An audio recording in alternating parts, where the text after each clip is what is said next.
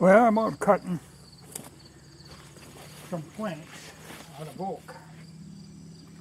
And it came to the point where I cut a 3" by 12" and I had to move the tractor over here because they're just a bugger to handle when they get that big. But now I have to adjust down. I want to do some 2" ones. You know, it's for a couple of different projects, but the one thing I'll have to say about these Alaskan mills, the adjustment is pretty precise. You know, that sets the thickness of the cut, and it's a good clamping system. My only complaint is they've got the calibrations on this side. Now, the normal thing would be to have them here where you can see them. You know, so it's always, you got to kind of flop it around to get at the adjustment or the calibrations for the adjustment. It'd be so much simpler if they were here or on both sides or something, but I will say that they are precise. If you set it at 3" it cuts 3" and it does not move. You know, it clamps good. And I really like their bar clamping setup. You know, I cut the 2 sides off and the top off using the Alaskan, or not the Alaskan, the Haddon. And their bar clamping system is much superior to what the Haddon one has. The Haddon one is a little iffy. You have to know what you're doing with it. You know, you've got 3 screws and there's a slight curvature to that shoe. So you really have to kind of eyeball her and get it right. It isn't near as precise as what this is. This really locks very well. I've often thought of buying one of these, scrapping it as a mill, but just because I want this shoe set up to use on a Haddon type mill. You know, that would work very well. I was also thinking, you know, I haven't bought lumber for anything for a long time. You know, I just cut my own. The last time I bought wood, I bought these 2x6s. These are the ones that I use for the guide for the Haddon. You know, it runs on these and the bar's clamped in there.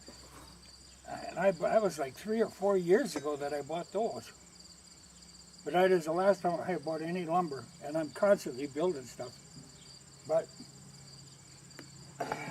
you know, I've got better lumber than what I could buy.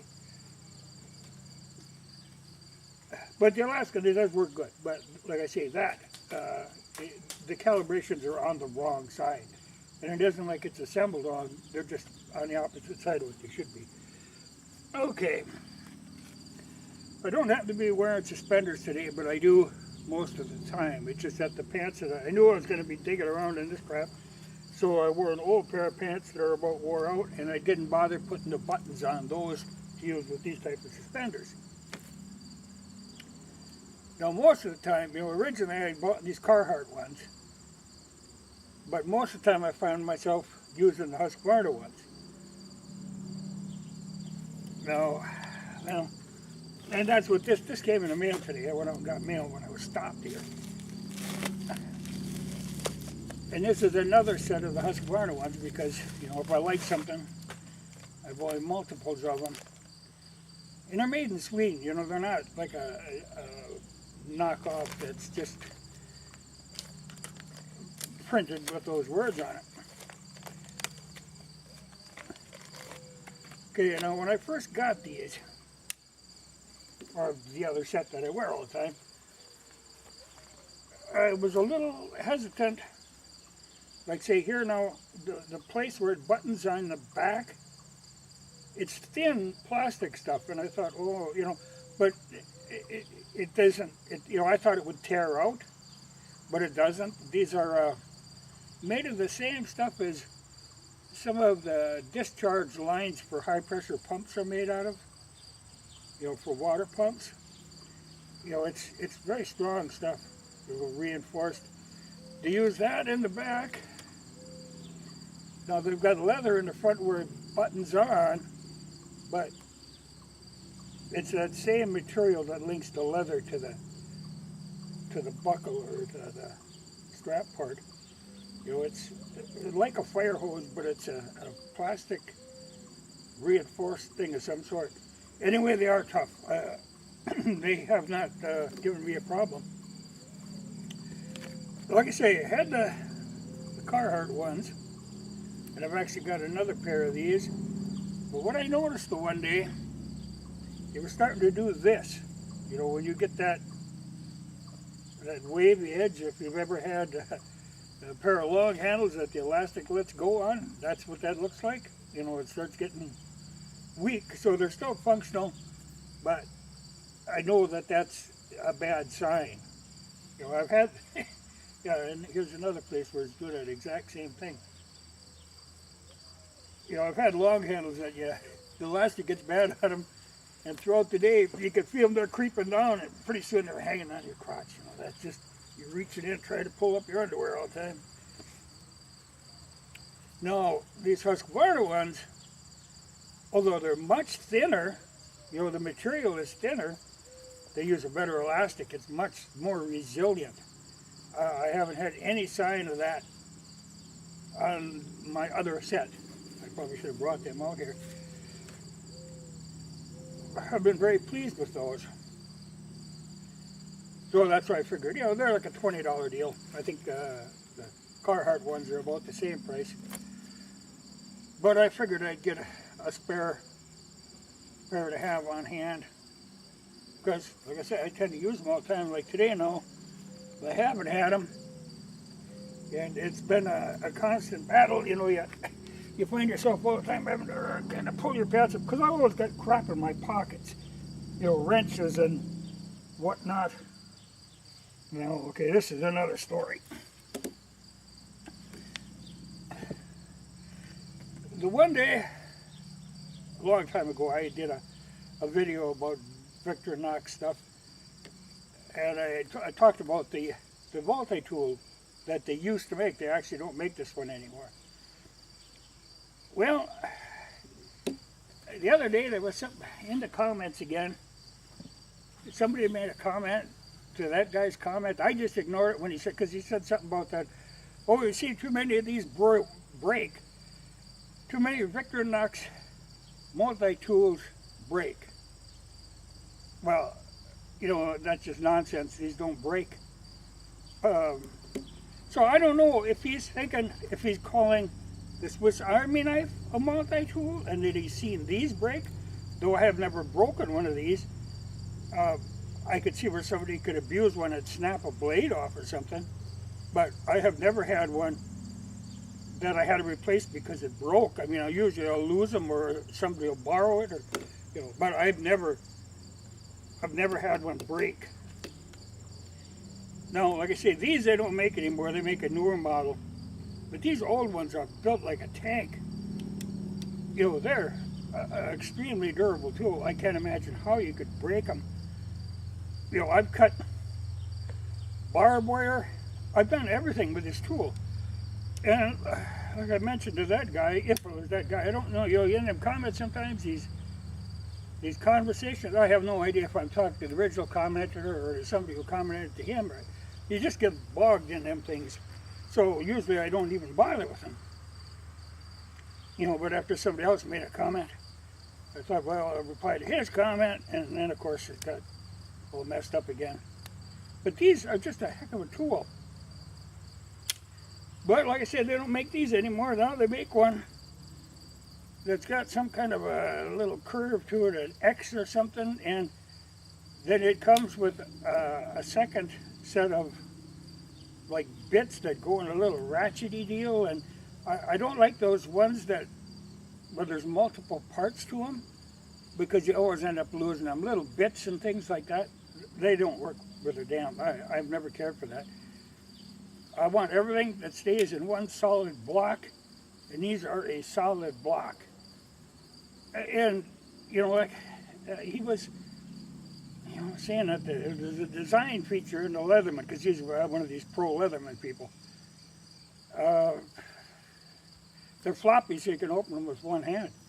Well, there's nothing floppy about these. These are very positive. But you can use them as a ruler. You can use them as a square. You know, they click into place.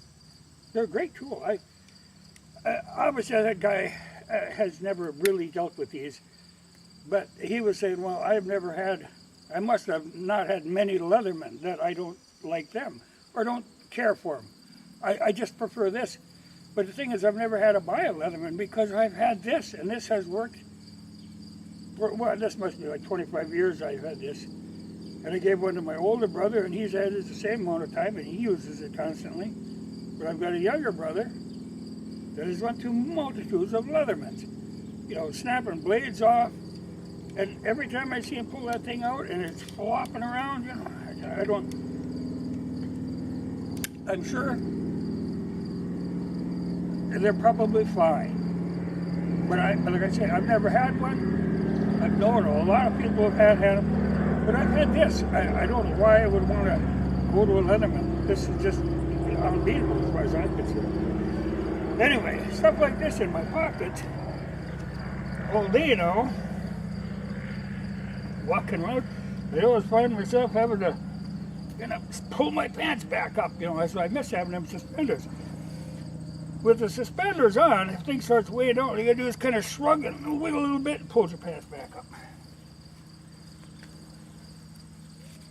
But I do like them. I'm impressed. At first look, I wasn't all that impressed. But man, they are superior to those. So these look like they'd be good, but like I say, that puckering elastic, that makes me nervous. These don't do that. Just better. These are made for working. These evidently are like a fashion statement. These are work. Well, that was the meal today, but now I had to pull the tractor over here because those things are bare to handle. You know, 3 inches of oak. But like I say, once you get these set, they cut very precise, which I really need because I have found this seasoned oak is tough on planer blades. So I want to get it as close to I need it without having to plane it down. Because for my Delta planer, I've got some ordered from England, some blades. We'll see how they are. But the ones that I have in here now, I think were like Chinese that I bought. Replacements supposed to be the same. They burned them up in no time at all on this hard oak. And so now I do have some old stock original Delta ones, which I always had really good luck with. But we'll see, the ones I got coming from England are supposed to be tungsten in them, like 18% tungsten. So maybe they'll be better. I don't know. We'll try them. But that oak, that's just tough stuff. So it just flattens them blades out. You know. So if I can get it close in the first place, and that's where, like I say, the adjustment on this holds very true. It makes a nice cut. Normally ain't fussy, but what I need that one for, I got to be a little bit fussy. So I wanted to make it pretty precise. Well, back to work. But, you know, I like these. Suspenders are handy, especially for, you know, they're designed for holding up the chainsaw chaps. Now, I don't use those.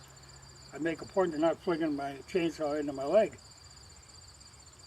Which, you know, I use a 20-inch bar for almost everything. I have a 24-inch bar. I really have very little need for that. Sometimes the initial cut, I'll use a 24. But when you're starting to run a 36-inch bar on a saw and you're cutting something this big around, you're just asking for trouble, winging that thing around. You know, use something that's appropriate and you don't cut yourself. But these are designed to hold them chaps up. So they're made, you know, for working. But they work very well with the Carhartt buttons, you know, that I put on the other pants. But these, like I say, maybe there's a fashion statement. But for working, I don't think they're the ticket. Lounging around, getting in the burrs. Yeah, Jake likes to be out, but he don't like me when I'm running saw. That's no fun for him. So he goes find something else to do.